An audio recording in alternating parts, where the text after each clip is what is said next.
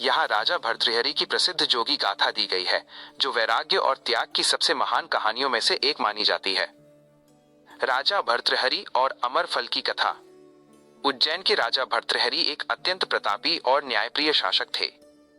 वे अपनी रानी पिंगला से अगाध प्रेम करते थे और उन्हें पूरा विश्वास था कि रानी भी उनसे उतना ही प्रेम करती हैं। एक दिन राजा के दरबार में एक सिद्ध योगी आए। राजा की सेवा से प्रसन्न होकर योगी ने उन्हें एक दिव्य फल दिया और कहा, हे राजन, ये अमर फल है। इसे जो भी खाएगा वो सदैव युवा और अमर रहेगा। राजा ने सोचा कि वे स्वयं अमर होकर क्या करेंगे। अगर रानी ये फल खा लेंगी तो उनकी सुंदरता और जीवन हमेशा बना रहेगा। प्रेमवश राजा ने वह फल रानी पिंगला को दे दिया। विश्वासघात का चक्र। रानी पिंगला राजा से नहीं बल्कि राज्य के कोतवाल से प्रेम करती थी। उसने सोचा कि ये फल वो अपने प्रेमी कोतवाल को दे देगी ताकि वो हमेशा जवान रहे।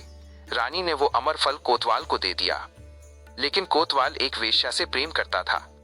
उसने सोचा कि उसके जैसी साधारण नौकरी करने वाले के लिए अमर होना व्यर्थ है। अगर ये फल वो वेश्या खा लेगी तो उसकी सुंदरता बनी रहेगी। उसने वह फल उस वेश्या को दे दिया। वेश्या ने जब फल देखा तो उसके मन में विचार आया, मेरा जीवन तो पापमय है, अमर होकर मैं और अधिक पाप ही करूंगी।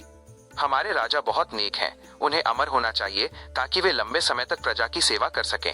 वो फल लेकर राजा भर्तृहरि के पास पहुंची और उन्हें वो फल भेंट कर दिया।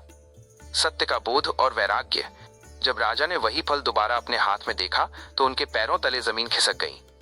उन्होंने जब गहराई से छानबीन की तो उन्हें पूरे प्रेम चक्र की सच्चाई पता चली। राजा को समझ आ गया कि जिसे वे अपना सर्वस्व मानते थे वो किसी और की है। उसी क्षण राजा के मन में संसार के प्रति मोह समाप्त हो गया।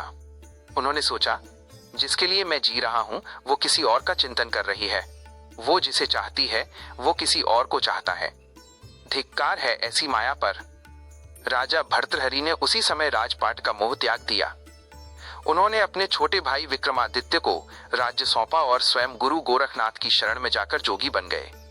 उन्होंने वैराग्य शतक जैसे महान ग्रंथों की रचना की और अपना शेष जीवन तपस्या में बिताया। मर्म।